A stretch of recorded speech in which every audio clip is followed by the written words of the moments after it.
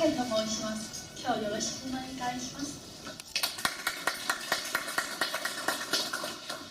皆さん、日本の癒し系のドラマ好きですか？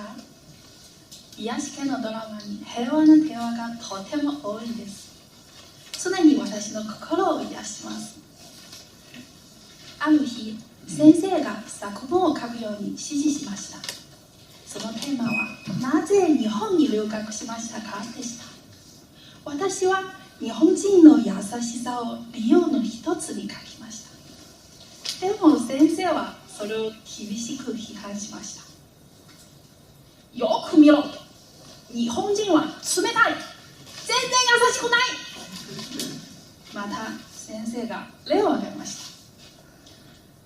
た。もし普段真面目でない学生が先生に助けを頼んだら、先生はどう反応しますか？大変ですね、かわいそうですね。それは本当に優しいでしょうか？違います。それは冷たいです。その先生はすぐに帰りたいだけで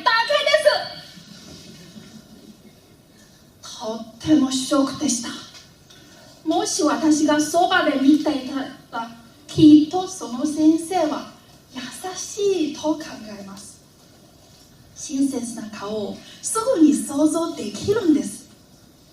でも外国人としての私は先生よりも日本人を理解することは不可能です。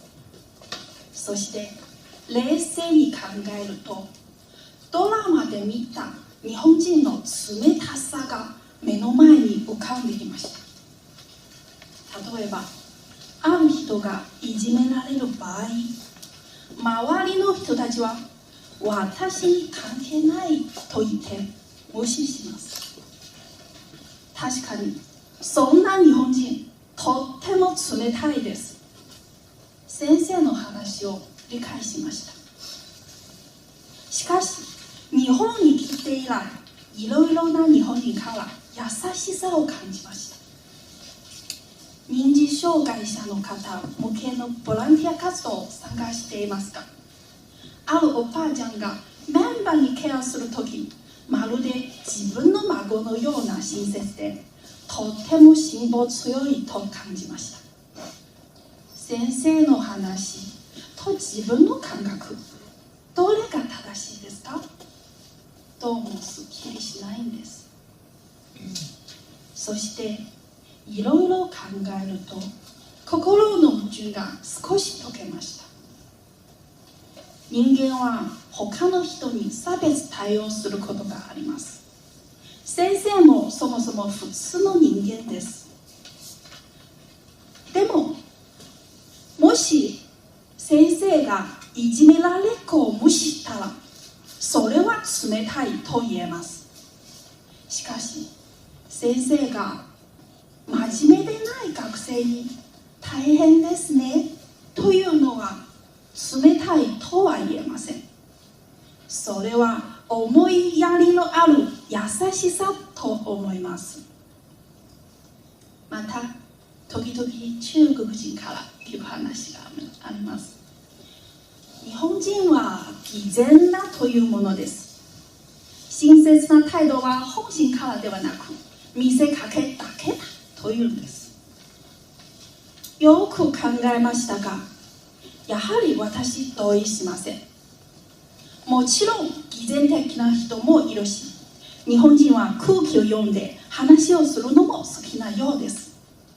でも多くの場合、本心の言葉を直接言ったら多分鋭いかもしれません。